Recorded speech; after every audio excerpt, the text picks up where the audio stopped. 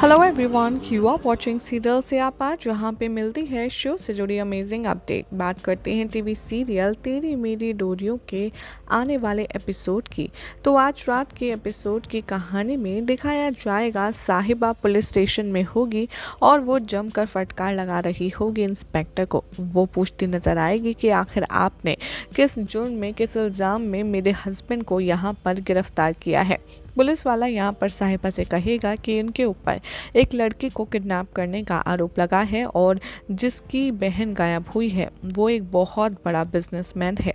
ये सुनकर साहिबा काफ़ी ज़्यादा गुस्सा होने वाली है और वो कहने वाली है कि ये बिल्कुल भी ऐसा नहीं कर सकते, आपके पास क्या सबूत है। तभी यहाँ पर इंस्पेक्टर कहते हैं इनके फ़ोन की जो डिटेल्स हैं वो हमने देखी हैं, उस लड़की का फ़ोन इनके हाथ में मिला है जिससे कोई ना कोई कनेक्शन ज़रूर है। तभी यहाँ पर जो अंगद और साहिबा का बेटा है वो जाता है दिलजीत के पास और कहता है कि यारा आपको इन अंकल ने बहुत मारा है ना। तभी साहिबा के अंकल भी कहते हैं कि साहिबा पुत्र, मैंने इनसे बहुत बार कहा कि मेरा पुत्र ऐसा नहीं कर सकता, ना किया, लेकिन ये लोग तो मेरी बात सुन ही नहीं रहे। बल्कि मैंने उस आदमी को भी समझाने की कोशिश की थी कि हमारा पुत्र ऐसा नहीं कर सकता, लेकिन उसने भी मेरी एक नहीं सुनी। इधर दिखाया जाता है कि जो सिमरन है वो काफ़ी ज़्यादा बेहोश होती है और नर्स अंगद को बताती हैं कि दरअसल इनका बहुत ज़्यादा वाटर लेवल जो है वो वेस्ट हो चुका है, इसीलिए इन्हें डिहाइड्रेशन हो गया है। हमने इनको हैवी डोज चलाई है, बहुत जल्द ही इन्हें होश आ जाएगा, घबराने की कोई बात नहीं। अंगद या सिमरन को देखकर बहुत परेशान होता है। वो सोचता है कि आखिर मेरी बहन को क्या हो गया। तभी वो सिमरन से बेहोशी के हाल में पूछता है कि बेटा तू ठीक तो है, बोल सिमरन तुझे यहाँ कौन लाया। तभी सिमरन यहाँ बेहोशी के हाल में कुछ बुदबुदाती है और साहिबा का नाम लेती है। अंगद साहिबा का नाम सुनकर शॉक हो जाता है। सिमरन कहती है कि मुझे यहाँ पर साहिबा भाभी लाई और अंगद के होश हो जाते हैं। वो सोचता है कि आखिर सिमरन साहिबा का नाम क्यों ले रही है, वो भी उसका नाम जो आज तक कभी नहीं लेती। तभी यहाँ पर सिमरन और भी ज़्यादा परेशान हो जा रही होती है अपनी हालत की वजह से और अंगद नर्स को बुलाता है। थोड़े टाइम के बाद सिमरन को होश आने लगता है। इधर दिखाया जाएगा कि साहिबा इंस्पेक्टर से कहती है कि देखिए आपके पास क्या पुख्ता सबूत है कि इन्होंने ही ये क्राइम किया है, आप ऐसे इनको जेल में नहीं रख सकते, इतना लॉ तो मैं भी जानती हूँ। तभी यहाँ पर इंस्पेक्टर कहता है कि ठीक है, आप इनको घर ले जाइए, लेकिन तुम अपना फ़ोन नंबर लिखवा करके जाओ, अगर ज़रूरत पड़ी तो हम तुम्हें फ़ोन करके बुलाएंगे, साथ ही तुम हमारी परमिशन के बिना कहीं नहीं जाओगे। साहिबा यहाँ पर इंस्पेक्टर से कहती है अजीब ही लोग हैं आप, और वो दिलजीत को नंबर लिखवाने को कहती है और उसे लेकर घर चली जाती है, जहाँ पर सभी लोग दिलजीत को घेर लेते हैं और साहिबा उसके ज़ख्मों को मलहम लगाती है, ट्रीट करती है। और जो बेटा है साहिबा का वो बहुत ही ज़्यादा परेशान होता है। वो देखता है कि कैसे उसके पापा के बहुत तगड़ी चोट लगी है और वो अंगद के बारे में सोचता है। वो कहता है कि यानी कि उस खड़ूस अंकल को तो मैं छोड़ूंगा नहीं, उसने मेरे यारा पर हाथ उठाया ना, अब आप देखना मैं कैसे बदला लेता हूँ। साहिबा भी यहाँ पर बहुत गुस्सा करती है और कहती है कि बड़ा बिजनेसमैन है तो अपने आप को समझता क्या है, किसी के साथ कुछ भी करेगा। ऐसे खड़ूस लोगों के सामने तो अगर मैं हूँ ना तो उसको दो छितर लगाती और उसकी अकल ठिकाने लगा देती। यहाँ पर दिलजीत साहिबा को नोटिस कर रहा होता है कि वो कितने ज़्यादा गुस्से में है। तभी वो यहाँ पर अपने बेटे और साहिबा दोनों को ये कहता है कि देखिए आपको ज़्यादा परेशान होने की ज़रूरत नहीं है, वो आदमी भला था, बस उसकी सिचुएशन ख़राब थी।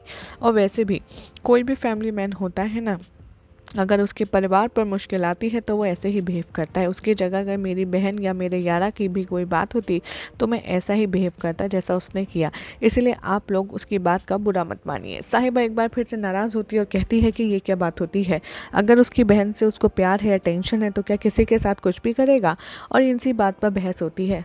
तभी यहाँ पर जो दिलजीत का बेटा है वो कहता है कि बस बहुत हो गया, मैं उन गंदे अंकल से बदला लेकर के रहूँगा। जब मुझे डॉक्टर अंकल सुई लगा रहे थे और मुझे दर्द हुआ था तो आपने उनको कितनी ज़ोर से डांटा था, उनका शीशा भी तोड़ दिया था।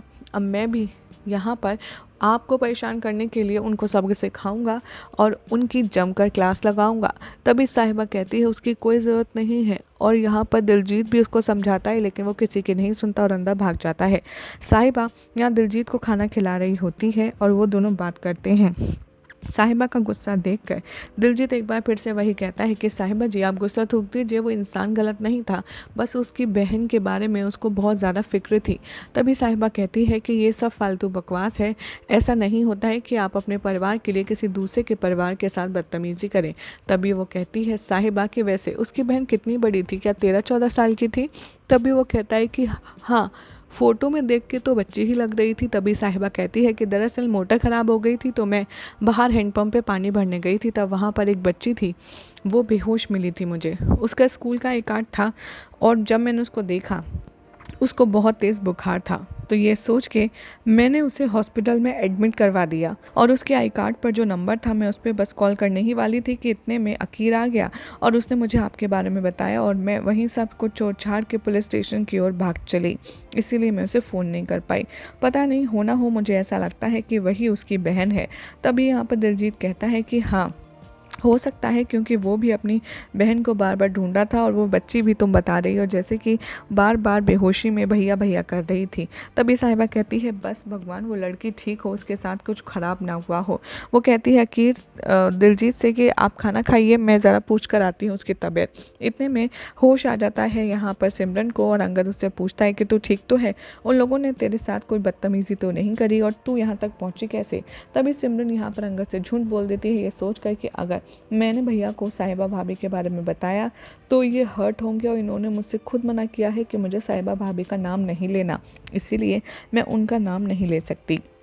यहाँ पर दिखाया जाएगा कि कैसे सिमरन झूठ बोल देती है और दूसरी स्टोरी बताती है। वो कहती है कि मैं अपनी दोस्त की पतंग निकालने गई थी, मेरा पैर स्लिप हुआ, मैं ट्रक में गिर गई। फिर जब मुझे होश आया तो ट्रक चल रहा था और मैंने आपको फ़ोन मिलाया, लेकिन ड्राइवर अंकल ने इतनी ज़ोर से धक्का मारा कि मेरा फ़ोन बोरी के बीच कहीं गिर गया। इधर अंगद को रियलाइज़ होता है कि वो जो बंदा था यानी कि दिलजीत वो सही कह रहा था, उसे नहीं पता सिमरन कहाँ है और उसको ये फ़ोन ट्रक में ही मिला था। तभी अंगद कहता है लेकिन तुझे यहाँ पर जो लेडी लाई वो कौन थी? नर्स ने मुझे बताया कि तुझे कोई फीमेल यहाँ पर छोड़ कर गई। तभी सिमरन कहती है मुझे भी नहीं पता भैया, लेकिन हमें उसको थैंक्स कहना चाहिए क्योंकि उसने हमारी मदद करी। तभी अंगद कहता है कि हाँ, और हमें किसी को सॉरी भी कहना चाहिए। और इधर दिखाया जाएगा कि अंगद की बात सुनकर के सिमरन थोड़ी सी कंफ्यूज है कि वो बताए या ना बताए।